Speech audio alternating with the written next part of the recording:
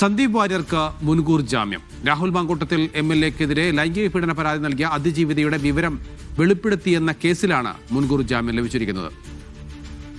Sijo V John തന്നെയാണ് വിവരങ്ങൾ നൽകാനുള്ളത്. സിജോ, സന്ദീപ് വാര്യർ മുൻകൂർ ജാമ്യത്തിനായി കിണഞ്ഞ് പരിശ്രമിക്കുന്നുണ്ടായിരുന്നു, ഒടുവിൽ അത് ലഭിച്ചു അല്ലേ?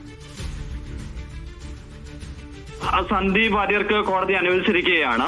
ബോധപൂർവമല്ല ഇത്തരത്തിലുള്ള ഒരു ചിത്രം പങ്കുവച്ചത്.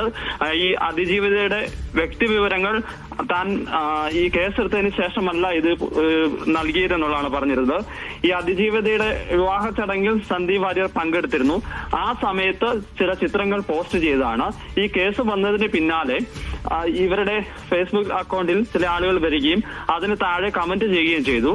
അത് താൻ ബോധപൂർവം ചെയ്തില്ല, മറ്റു ചില ആളുകൾ അത് കുത്തിപ്പൊക്കൊണ്ട് വന്നതാണ്. അതിൽ തനിക്കൊരു പങ്കുമില്ല എന്നുള്ള ഒരു കാര്യമാണ് സന്ദീപ് വാര്യർ കോടതിയിൽ വാദിച്ചിരുന്നത്. ഈ വാദം അംഗീകരിച്ചുകൊണ്ടാണ് ഇപ്പോൾ സന്ദീപ് വാര്യർക്ക് കോടതി മുൻകൂർ ജാമ്യം അനുവദിച്ചിരിക്കുന്നത്. കോൺഗ്രസ് നേതാവ് സന്ദീപ് വാര്യർക്ക് മുൻകൂർ ജാമ്യം ലഭിച്ചിരിക്കുന്നു. സിജോ വി ജോണാണ് വിവരങ്ങൾ നൽകിയത്.